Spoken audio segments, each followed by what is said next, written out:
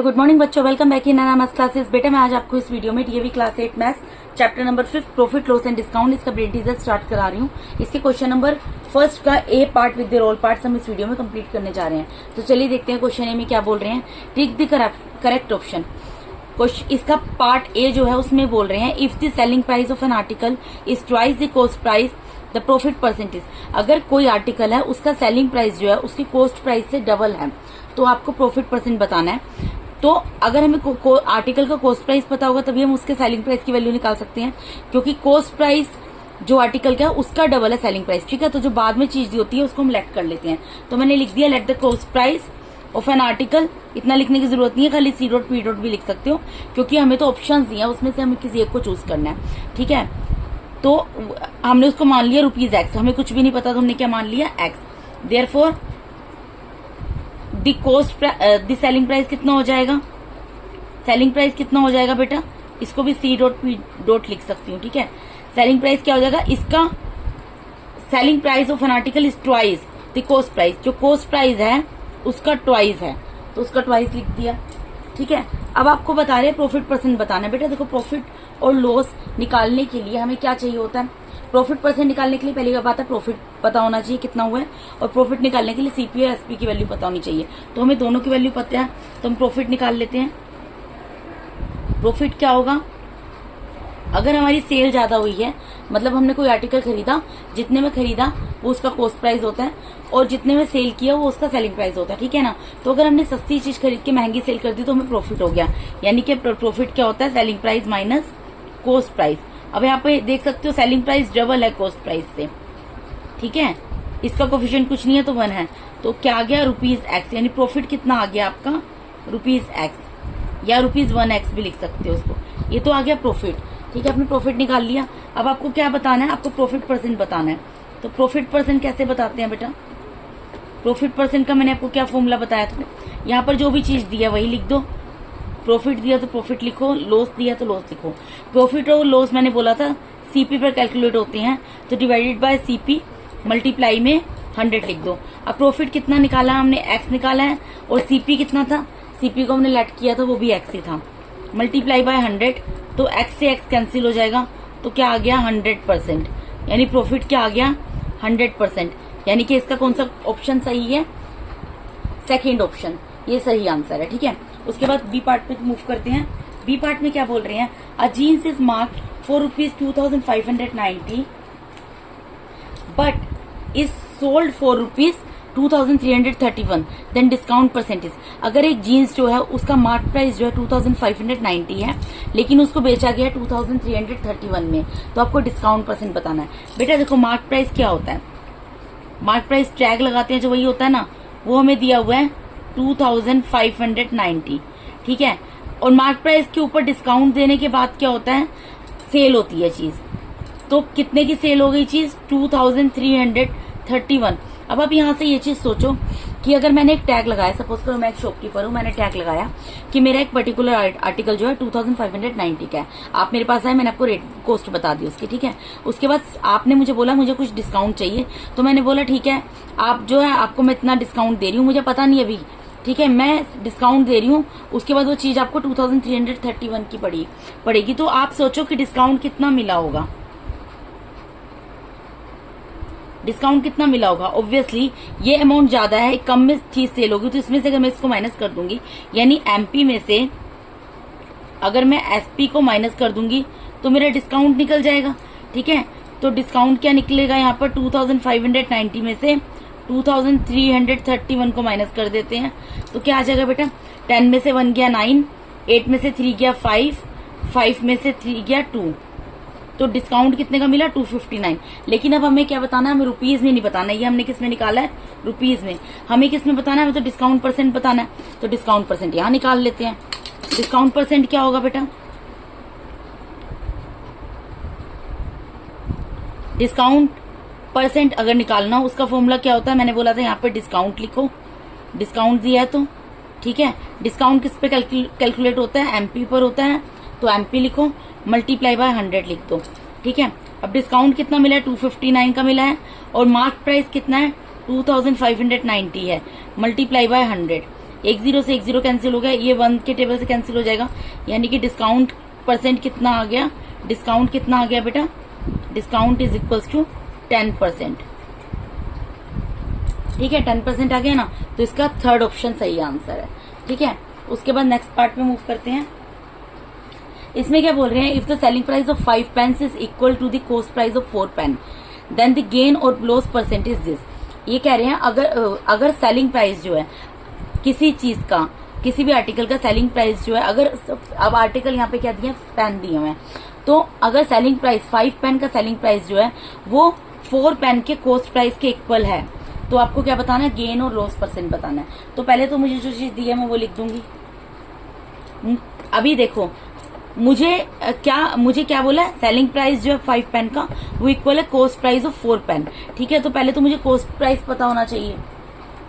ठीक है, ये तो 4 पेन का पता है ना, तो मैं 1 पेन का पहले लेट कर लूंगी, let the cost price of 1 pen. पहले 1 पेन का करेंगे ना, 1 पेन का 1 रुपीज मैंने कर लिया, ₹1 है, तो therefore the cost price of 5 pens कितना होगा, अगर 1 रुपी में 1 पेन आता है, अगर 1 पेन का कॉस्ट प्राइस 1 है, तो 5 पेन का कितना होगा, 1 मल्टीप्लाई बाय 5, यानी कि कितना आ गया, ₹5। ठीक है, अभी इस जगह को मैं भी ब्लैंक छोड़ रही हूँ। उसके बाद क्या बोल रहे हैं, सेलिंग ये तो हमने क्या निकाला है बेटा, ये हमने अभी मैंने कॉस्ट प्राइस निकाला है। अब आप सोचोगे यहाँ पर कॉस्ट प्राइस तो 4 पेन की बात तो हो रही है और मैम ने 5 पेन का निकाल लिया है। मैंने 5 पेन का इसलिए निकाला है बेटा क्योंकि यहाँ सेलिंग प्राइस 5 पेन की बात हो रही है ना, मुझे इनको इक्वल बनाना है, नंबर ऑफ आर्टिकल इक्वल बनाने हैं। अगर 5 पेन का सेलिंग प्राइस जो है 4 पेन के सेलिंग कॉस्ट प्राइस के इक्वल है, तो मैं इसको भी, इसमें ग्रेटर कौन सा 5 है, तो मैं इसको भी यहाँ पर भी कॉस्ट प्राइस ऑफ 5 पेन निकाल लूंगी। ठीक है, मैंने निकाल लिया। अब मुझे क्या करना है, अब मैं सेलिंग प्राइस निकालूंगी। सेलिंग प्राइस ऑफ 5 पेन कितना होगा, सेलिंग प्राइस ऑफ 5 पेन क्या होगा, क्या दिया हुआ, selling price of 5 pen is equal to cost price of 4 pen, ये हमें दिया हुआ है, अकॉर्डिंग टू क्वेश्चन लिख दो। क्वेश्चन में यही है ना कि सेलिंग प्राइस जो 5 पेन का है वो कॉस्ट प्राइस ऑफ 4 पेन के इक्वल है, तो यहां से सेलिंग प्राइस ऑफ 5 पेन्स किसके इक्वल आ जाएगा। देखो बेटा, अगर 1 पेन की कॉस्ट 1 रुपी है, तो 4 पेन की कॉस्ट कितनी होगी, 1 मल्टीप्लाई बाय 4, यानी कि ₹4। समझ रहे हो, मैंने यहाँ पर क्या किया है, मुझे ये बोला है कि 5 पेन को अगर मैं सेल करती हूँ तो उसकी कॉस्ट किसके इक्वल पड़ती है, अगर मैंने 4 पेन खरीदे थे, मतलब जिसने भी पेन खरीदे उसने, जितने में 4 पेन खरीदे ना, उसने जो है कॉस्ट प्राइस जो है 4 पेन का जो है, जितने में 4 पेन खरीदे थे, अब सेलिंग प्राइस वो 5 पेन का उतना ले रहा है। ठीक है, तो सेलिंग प्राइस 5, तो यहाँ पर मुझे कॉस्ट मैंने लेट कर लिया था, let cost price of 1 pen is equal to 1, तो मैंने यहाँ पे 5 पेन का कॉस्ट प्राइस निकाल दिया था, क्योंकि यहाँ पर सेलिंग प्राइस 5 पेन की बात हो रही है, मुझे नंबर ऑफ आर्टिकल इक्वल बनाना है यहाँ पर। ठीक है, तो मैंने इसलिए इसको 5 पेन का निकाल दिया। तो अगर 1 पेन 1 रुपी का है, तो 5 पेन कितने होंगे, 1 मल्टीप्लाई बाय 5 यानी 5 रुपी के। अब selling price of 5 pen is equal to cost price of 4 pen से, हमें क्वेश्चन में दिया हुआ है, तो यानी कि सेलिंग प्राइस ऑफ 5 पेन किसके इक्वल निकल जाएगा, ₹4 के, क्योंकि कॉस्ट प्राइस ऑफ 4 पेन क्या होगी, अगर 1 पेन की कॉस्ट 1 रुपी है तो 4 पेन की कितनी होगी, 1 मल्टीप्लाई बाय 4 इक्वल्स टू 4। ठीक है, तो अब यहाँ पर ये देखो, यहाँ पे नंबर ऑफ आर्टिकल सेम बन गए ना, कॉस्ट प्राइस ऑफ 5 पेन है और सेलिंग प्राइस ऑफ 5 पेन है। तो अब आप ये सोचो कि अगर कॉस्ट प्राइस 5 है और सेलिंग प्राइस 4 है, तो क्या हुआ है, लॉस हुआ है या प्रॉफिट हुआ है। आपने कोई चीज 5 रुपए की खरीदी और आपने उसको 4 रुपए में बेच दिया, तो आपको तो लॉस हो गया ना, तो यानी कि लॉस क्या निकल जाएगा, CP माइनस SP, यानी कि 5 रुपी माइनस 4, यानी कि लॉस कितना निकल गया, ₹1, 1 रुपीज का लॉस हो गया। ठीक है जी, अब हमें क्या निकालना है, लॉस परसेंट निकालना है। तो मैंने आपको बोला था प्रॉफिट हो या लॉस परसेंट हो कैसे निकलता है, अगर लॉस दिया तो लॉस लिख दो, अपॉन में किसके ऊपर कैलकुलेट होता है, CP पर मल्टीप्लाई बाय 100 कर दो। ठीक है, लॉस कितना हुआ है, 1 रुपी का हुआ है। कॉस्ट प्राइस कितना है, कॉस्ट प्राइस हमने यहाँ पर माना था 1 रुपी, कॉस्ट प्राइस यहाँ पर कितना निकला है बेटा, ₹5 निकला है। कॉस्ट प्राइस यहाँ पर क्या निकला है, ₹5 निकला है। तो कॉस्ट प्राइस की जगह मैं क्या लिख दूंगी, यहाँ पर 5 लिख दूंगी, मल्टीप्लाई बाय 100। ठीक है, 5 1 5, 5 2 10 और एक 0, यानी कि लॉस परसेंट कितना आ गया, 20%। लॉस कितना आ गया यहाँ पर, 20%। यानी कि हमारा कौन सा ऑप्शन सही होगा बेटा आंसर का, इसमें क्या हुआ, 20% लॉस हुआ है, तो सेकंड ऑप्शन सही है। ठीक है, ये तो मैंने कॉस्ट मानी थी 1 पेन की, मुझे तो बताना कॉस्ट प्राइस 5 पेन का कितना है, 5 है। ठीक है, तो मैंने कॉस्ट प्राइस लिख दिया यहाँ पर। अब उसके बाद डी पार्ट पे आते हैं। डी पार्ट में क्या बोल रहे हैं, selling price of shoes is ₹420 including 5% GST। की जो है सेलिंग प्राइस दिया हुआ है आपको शूज का कितना है, 420 है, जिसमें कि 5% GST इंक्लूड है। The original price of the shoes निकालना है आपको।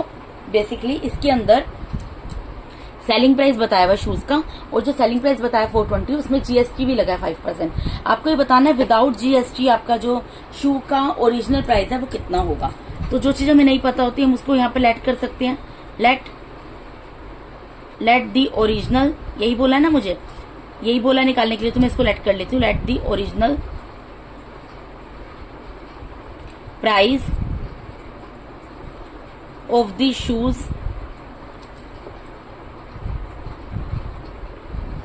Is equals to ₹X। मैंने इसको लेट कर लिया ₹X। ठीक है, और GST कितना दिया हुआ बेटा, GST दिया हुआ है 5%। तो ये परसेंटेज में दिया, मैं इसको रुपीज में निकाल लूंगी, GST को रुपीज में निकालूंगी तो किसका निकलेगा, 5% किसका निकलेगा, ऑफ ₹X। अब 5% इसका क्या होगा, 5/100 मल्टीप्लाई बाय X। अब जितना कैंसिल हो सकता है कैंसिल कर दो, 5 1 5, 5 2 10 और एक 0, यानी कि क्या आ गया, X/20 रुपीज, यानी GST रुपीज में कितना आ गया बेटा, X/20 आ गया। ठीक है, अब मुझे क्या करना है, मुझे बेसिकली मुझे क्या दिया हुआ है यहाँ पर, सेलिंग प्राइस ऑफ शूज दिया हुआ है इंक्लूडिंग GST।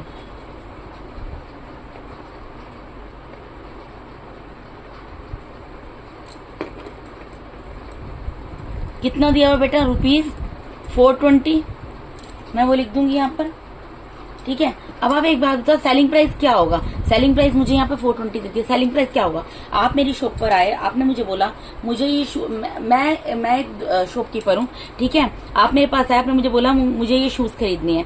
मैंने बोला ठीक है जी, आपको ये शूज खरीदनी है ना, तो आपको इनका कॉस्ट पे करना पड़ेगा। इसका कॉस्ट जो X रुपीज है आपको वो पे करना पड़ेगा। ठीक है, और साथ में क्या पे करना पड़ेगा, इसके ऊपर जो GST लगा है वो भी पे करना पड़ेगा। ठीक है, यानी कि शूज का कॉस्ट कितना है, X है जो हमें निकालनी है, लेकिन मैंने अज्यूम किया ओरिजिनल कॉस्ट आपको पे करनी है, प्लस में आपको इसके ऊपर 5% GST जो कि X/20 निकला है वो भी आपको पे करना है। तो ये किसके इक्वल होगा, 420 के। अब इसको आप सोल्व करो, X की वैल्यू निकल जाएगी आपकी।